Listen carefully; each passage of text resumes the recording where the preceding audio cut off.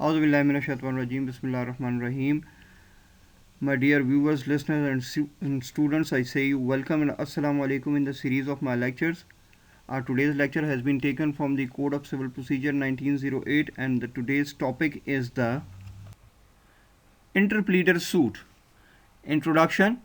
Interpleader suit is not between the plaintiff and defendant as normal suits are, but it is between the all defendants who makes claim or show interest in the subject matter of the suit. The defendants are not allowed to file the interpleader suit. They will only claim for share in the said suit. Interpleader suit आम मुकदमे की तरह plaintiff और defendant यानी मुद्दई और मुद्दा अलैह के दरमियान में नहीं होता, बल्कि इसमें वो तमाम डिफेंडेंट्स यानी मुद्दा अलैह होते हैं जो किसी जायदाद के हवाले से दावा करते हैं या फिर किसी भी मुकदमे में अपनी हिस्सेदारी का इजहार करते हैं। लिहाजा मुद्दा अलैह को इंटरप्लीडर सूट करने की इजाज़त नहीं होती और वो इस मुकदमे में सिर्फ़ अपना हिस्सा जो उनसे मुतालिक होता है का दावा कर सकते हैं। Relevant provisions section 88 and order 35 deals with the interpleader suit, meaning in a situation where two or more people claiming the ownership right of a certain property which is in possession of another person, the person who is in the possession of that property may seek the help of the court to decide who is the rightful owner of the disputed property.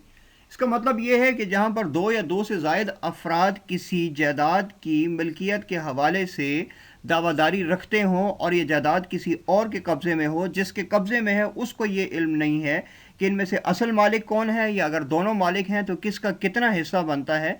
लिहाजा इस हवाले से जो मुकदमाबाजी की जाती है उसको इंटरप्लीडर के नाम से जाना जाता है। Conditions for the interpleader suit: debt, money, property either movable or immovable in the dispute. Two defendants are there in the suit. Both defendants can claim each other for the property or money. The person who has to pay the debt to the defendants is not valid for any interest. The claimant is willing to pay the debt or some amount of money or property to the defendant.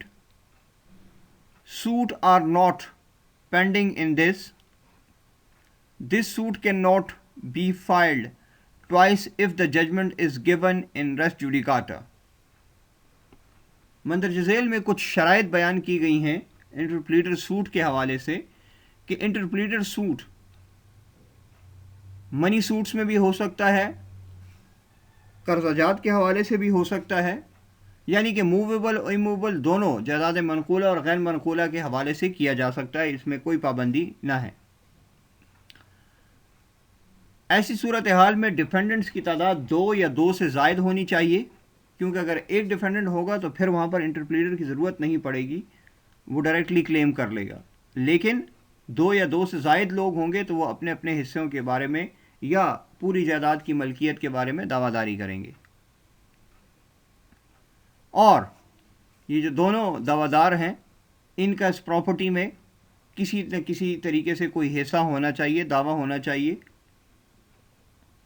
जो शख्स इस property पर, इस जायदाद पर काबिज है, वो तैयार हो कि जैसे ही असल मालिक का इल्म होता है वो जायदाद उसके हवाले कर देगा और उसका ख़ुद किसी किस्म का कोई इरादा न हो इस प्रॉपर्टी को हासिल करने का। ये दावा ज़ेर तजवीज़ नहीं होना चाहिए और अगर इस किस्म के दावे पर कोई अदालती फ़ैसला आ चुका है तो इसको दोबारा रेस जुडिकाटा के उसूल के तहत अदालत में नहीं सुनवाया जा सकता। Example: A has some fixed deposit. He has 2 wives and both wives have 1 child. Both of them claim the money for their child's maintenance. The bank filed a suit in the court to know the order related to the real owner of the money for the maintenance of the child. एक मिसाल के ज़रिए इसको समझने की कोशिश करते हैं और यहाँ पर इंटरप्लीडर सूट में इंटरप्लीडर का किरदार बैंक अदा कर रहा है कि एक शख्स के बैंक में पैसे थे, इस शख्स की 2 बीवियां थीं और हर बीवी का एक एक बच्चा था। अब ये दोनों ख़वातीन अपने बच्चों की तरबियत के लिए बैंक से पैसे डिमांड कर रही थी जो कि इनके शौहर के थे, मगर बैंक को ये इल्म न है कि इनमें से असल बीवी कौन सी है और अगर दोनों हैं तो किसको कितना शेयर देना चाहिए। तो लिहाजा यहाँ पर बैंक बतौर इंटरप्लीडर अदालत से रुजू करेगा और जो भी जिस हद तक राइटफुल ऑनर होगा उसको उस हवाले से अदालत से मालूमात लेने के बाद हिस्सा फराहम कर देगा और बैंक ये पैसा उन बीवियों को या फिर बच्चों को जिनको अदालत मुनासिब समझे देने के लिए तैयार होगा, ख़ुद नहीं रखना चाहेगा। तो ये इंटरप्लीडर की सूरत हाल होती है। Who can file the plaint in an interpleader suit? कौन इंटरप्लीडर सूट फाइल कर सकता है? The plaintiff is a person who only files a suit in the court on behalf of the defendants for the claim of the property which is claimed by the different defendants. The plaintiff has no direct interest in possession of the property. He has an indirect possession of the property. हर वो शख्स बतौर plaintiff इंटरप्लीडर suit file कर सकता है जिसके पास या जिसके बिला वास्ता कब्ज़े में कोई जायदाद होती है, वो उस जायदाद को रखने के लिए तैयार नहीं होता, अलबत्ता वो ये चाहता है कि ये जायदाद असल मालिक को पहुंच जाए।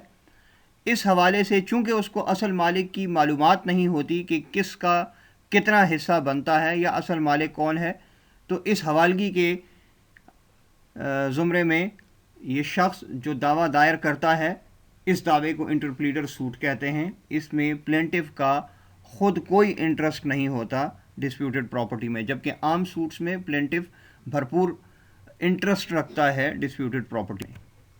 Subject matter: the subject matter of the interpleader suit may be debt, money, property, movable और इमूवेबल। जैसा कि आपको पहले बताया कि कर्जा भी हो सकता है, रकम भी हो सकती है और किसी भी किस्म की जायदाद मनकूला या गैर मनकूला को सब्जेक्ट मैटर समझा जा सकता है इंटरप्लीडर सूट का। मोस्टली ये बैंक्स में रहे हुए पैसे होते हैं जो किसी मुतवफ़ी के होते हैं और बाद में उसकी जायदाद को उसके वरसा में तकसीम करने के लिए किस वारिस का कितना हिस्सा बनता है, अदालत से एक सक्सेशन का ऑर्डर लेना पड़ता है।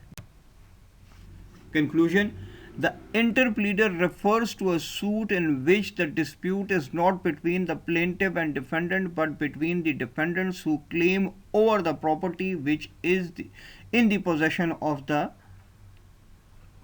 plaintiff. Unlike in an ordinary suit, in an interpleader suit, the plaintiff is not really interested in the subject matter of the suit. जैसे कि आपको बताया कि इस किस्म के मुकदमात में प्लेंटिफ का अपना कोई इंटरेस्ट नहीं होता प्रॉपर्टी में, बस उसके पास सिर्फ एक पोजेशन होती है, एक कब्ज़ा होता है और उस कब्ज़े को भी वो असल वरसा और मालिकान को हवाला करने के लिए तैयार होता है।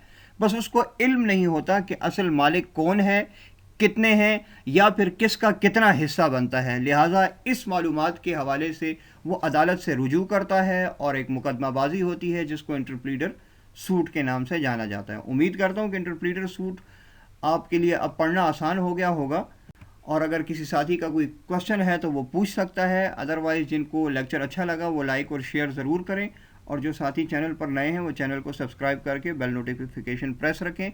इंशाल्लाह इसी जैसे इन्फॉर्मेटिव लेक्चर में दोबारा मुलाकात होगी। जब तक के लिए अपना ख्याल रखिए, मुझे इजाज़त दीजिए। वस्सलाम।